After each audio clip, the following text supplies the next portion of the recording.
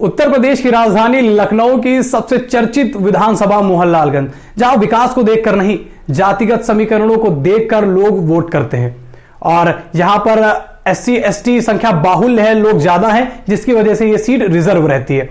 हमारी टीम यानी प्रजा संदेश टाइम्स की टीम लगातार गांवों में उतरी, लोगों से बात की, लोगों की राय जानी और आज हम उस नतीजे पर हैं कि हम बताने वाले हैं कौन बनेगा मोहनलालगंज का विधायक। मोहनलालगंज में मतदाताओं की संख्या है 3,51,699, जिसमें सक्रिय वोटर्स की संख्या 2,67,500 है। जैसा मैंने कहा कि लोग विकास को देखकर नहीं जातिगत समीकरणों को देखकर यहां पर वोट करने को राजी होते हैं, तैयार होते हैं। तो आज हमने जो अपने आंकड़े बनाए हैं वो जातिगत सक्रिय मतदाताओं की संख्या को देखकर बनाए हैं।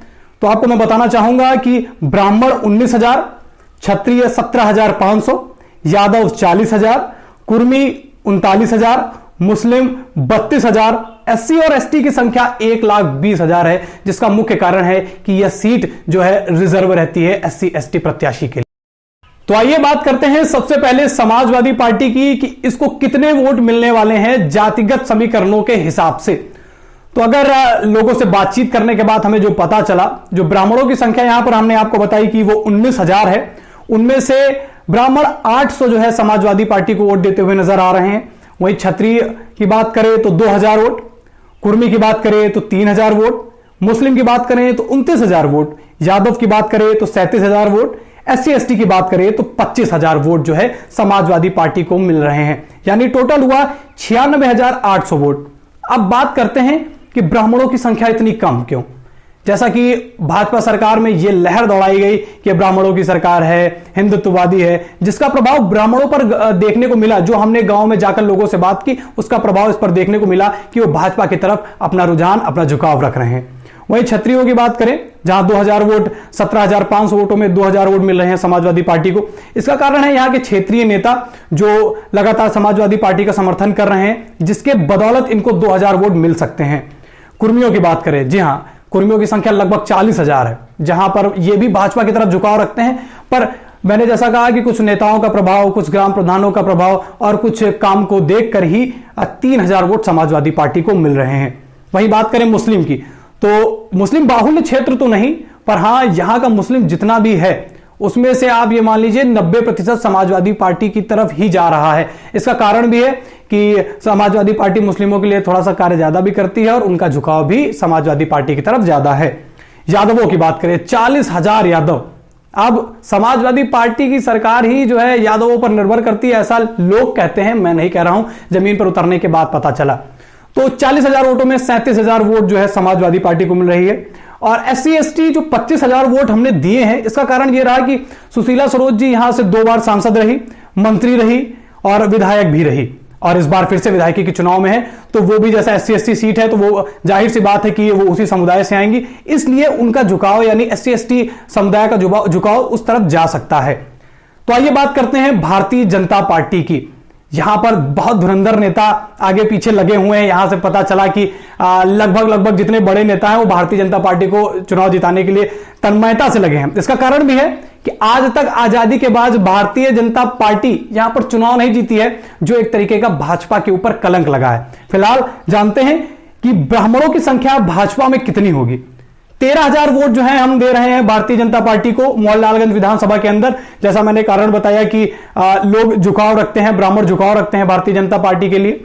साथ ही साथ क्षत्रिय 14,500। अब क्षत्रियों की संख्या यहां पर इसलिए ज्यादा हुई क्योंकि भाजपा करती है हिंदुत्व की बात, और क्षत्रिय भी हिंदू है, ब्राह्मण भी हिंदू है, इसलिए इन दोनों में एकजुटता देखी जा रही है ग्राउंड के अंदर, जिसकी वजह से 14,500 वोट क्षत्रियों को मिल रहे हैं।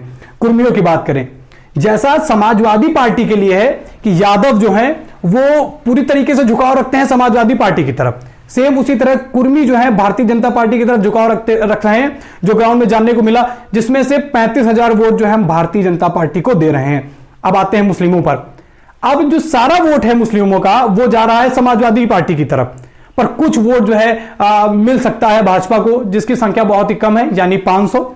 यादवों की बात करें तो हो सकता है कि वो थोड़ा सा नाराज निराश हो, जैसा ग्राउंड में उतरने के बाद देखने को मिला। इसका कारण यह भी रहा है कि अमरीश पुष्कर का जो टिकट काटा नामांकन के बाद, उसके बाद थोड़े से वोट जो है यादवों के भाजपा की तरफ आए और उनकी संख्या हो जाएगी 1500।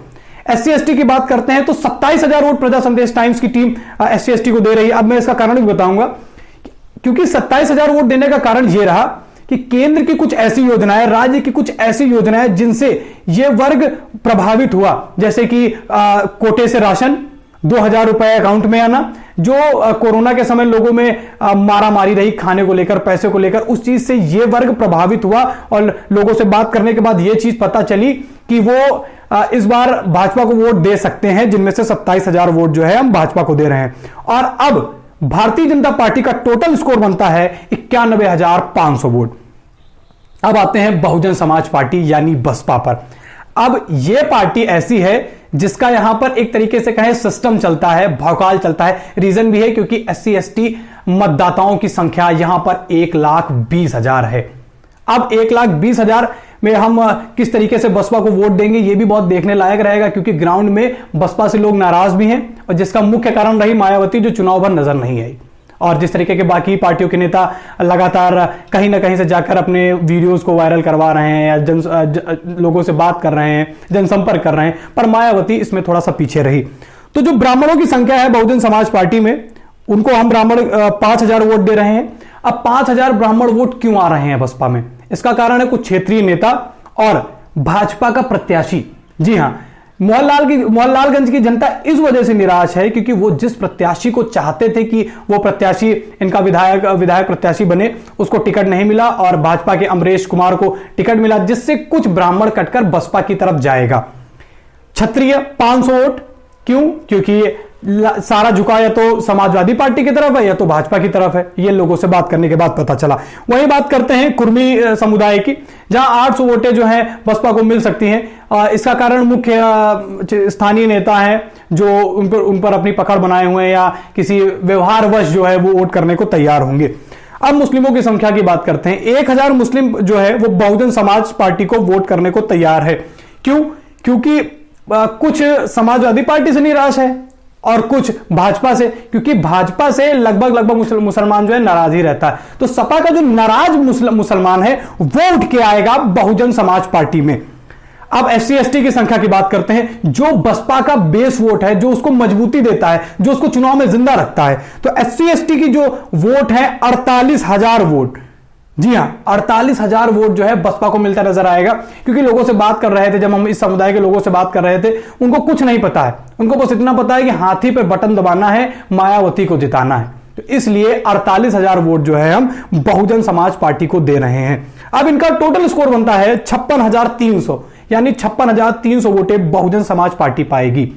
अब कुछ वोटें जो बच रही हैं कि 20,000 वोटें उसकी SC ST सीट की कहां गई, यादवों की 2-4-5,000 वोटें कहां गई, ब्राह्मणों की वोटें कहां गई, क्षत्रियों की वोटें कहां गई। तो यहां पर कांग्रेस भी है भाई साहब, यहां पर आम आदमी पार्टी भी है, यहां पर निर्दलीय भी चुनाव लड़ेंगे और कुछ हो सकता है वोट देने में वहां तक ना पहुंच पाए या असफल ना है, वोट नहीं दे पाएंगे किन्हीं कारणों से, तो वो अन्य में रख दी गई हैं। अब आप बात करेंगे कि केवल मैंने 3 पार्टियों को क्यों यहां पर मेंशन किया, क्योंकि ग्राउंड में जो एक घमासान है, जो नाम है, वो है भाजपा, सपा और बसपा। इन्हीं तीनों में से आपको मोहनलालगंज का विधायक मिलने वाला है।